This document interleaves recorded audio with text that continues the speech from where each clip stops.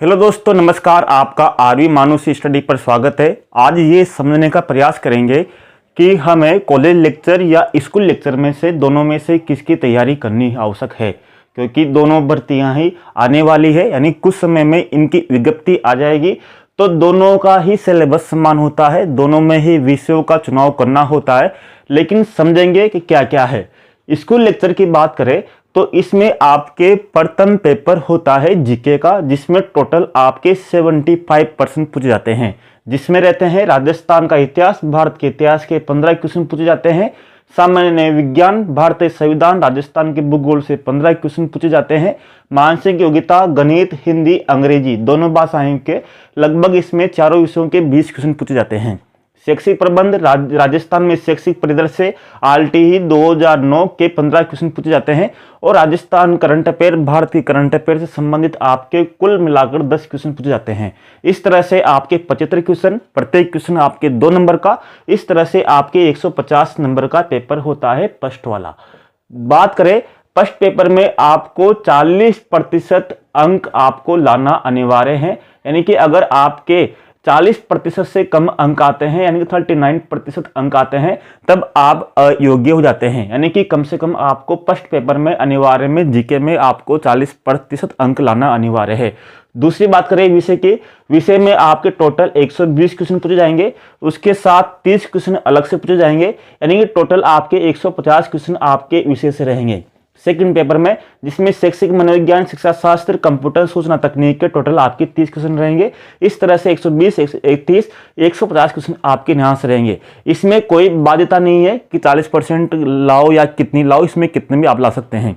सबसे बड़ी दिक्कत नहीं आती 40% पे फर्स्ट पेपर में, क्योंकि इसमें बहुत विषय अलग अलग विषय हैं और अलग अलग बैकग्राउंड के। जैसे देखिए मानसिक योग्यता, गणित, संविधान, सामान्य विज्ञान, हिंदी, अंग्रेजी, शैक्षिक प्रबंध, शैक्षिक परिदृश्य, इसलिए साइंस बैकग्राउंड या जिनकी तैयारी अच्छी नहीं है तो उनको 40% अंक लाने में दिक्कत होती है। ठीक है, इसको समझ लिया आपने। अब समझिए कॉलेज लेक्चर की में। कॉलेज लेक्चर में आपके कुल मिलाकर 3 पेपर होते हैं।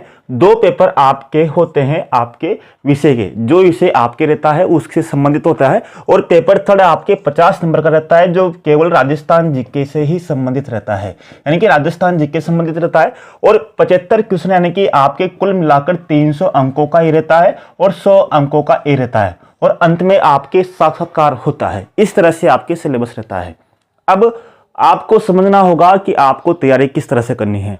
जो आपके स्कूल लेक्चर में जो विषय होता है वो आपके स्नातक स्तर का होता है, लेकिन जो कॉलेज लेक्चर में जो विषय होता है वो MA और नेट सेट से संबंधित होता है, यानी कि इसका विस्तार लिए होता है।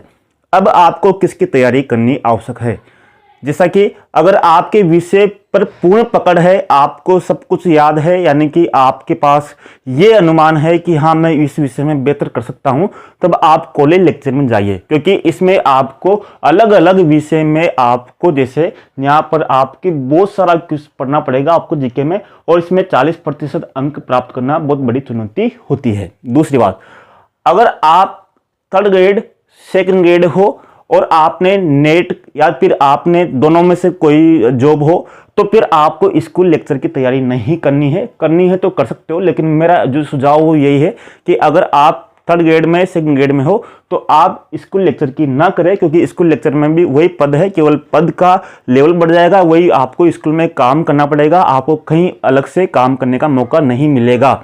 तो ये आपको ध्यान रखना है।